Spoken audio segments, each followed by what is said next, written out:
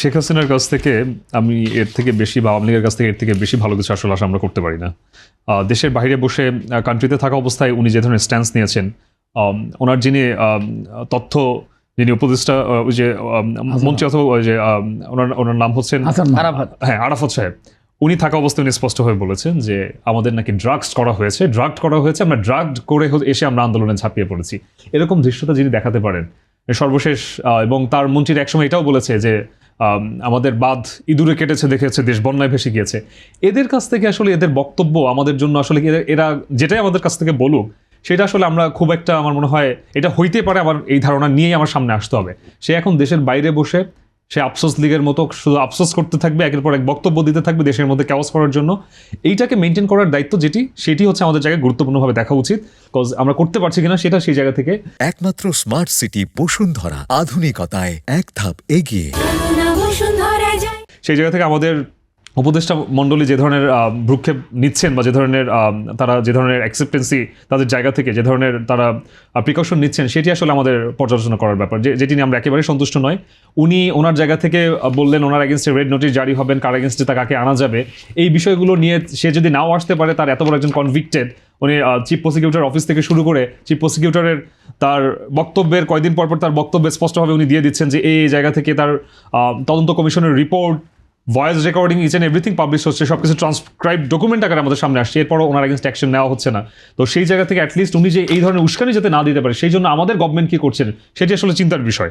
উনি ওনার জায়গা থেকে উনি তো ওনার কাজ করবেনই। আমি একজন সিরিয়াল কিলার, সিরিয়াল মার্ডারার, তার কাজ হচ্ছে মার্ডার করা, তার কাজ হচ্ছে কিলিং করা, তো সে তো এটা করবেন। এখন আমি তো এটা তার একটা দোষ, এইটা তার ইসের সাথে মিশে গিয়েছে, ব্লাডের সাথে, এইটা আমার ভেবে নিতে হবে। কিন্তু আমাদের জায়গা থেকে আমরা 24শে জুলাই গণঅভ্যুত্থানের পর গণঅভ্যুত্থানের একটা সরকার বসালাম, ইন্টারিম গভর্নমেন্ট, তাদের জায়গা থেকে তারা কেন স্টেপ নিতে পারছেন না? এইটা আসলে এখন অনেক বড় প্রশ্ন। আমি এই উত্তরই জানতে চাইছি, সরকার কেন পদক্ষেপ নিতে, সরকার পদক্ষেপ নেবে, এটা তো একটা ওয়াইড ভিসাস একটা circle. First of all, she is a convicted person, she fled away from this country, okay, and has taken মানে shelter in another country.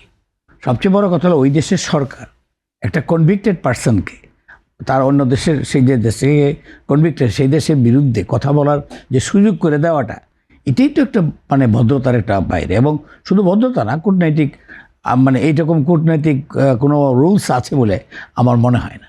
She should be in the jail instead of that she is just telling everything that what comes in her mind. তো এখন যেটা হয়েছে যে উনি কথা বলবেন, যেহেতু উনি এখানে শেল্টার আছে, আর শেল্টারওয়ালা তাকে বলতেছে বলো তুমি, আমরা আছি।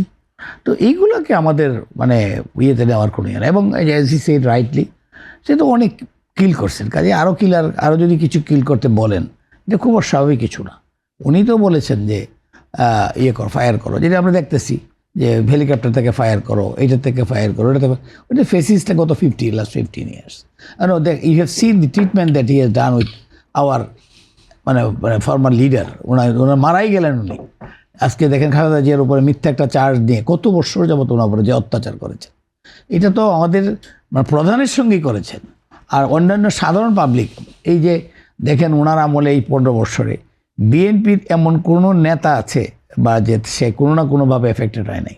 আমি নিজে একটা কর্পোরেটের, আমি ম্যানেজিং ডিরেক্টর, গ্রুপ অফ কোম্পানিজের ম্যানেজিং ডিরেক্টর, আমি একটা ম্যাডামের উপদেষ্টা, তারপরেও আমাকে I was taken to custody and I was there for 2 months, you know ইট।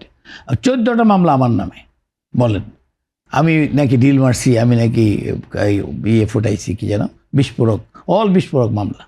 তো এইগুলো তো ওনার framed, these are all frame how to do it. এখন আগে ছিল দেশে থেকে করা, এখন কীভাবে বাইরের থেকে দেশের মধ্যে গন্ডগোল লাগানো, এইটাই তো ওনার কাজ। এবং it will continue for a while until unless ওই যে বললো যে she was caught and was handed over to the custody. এটা ছাড়া পর্যন্ত ওকে তো আটকে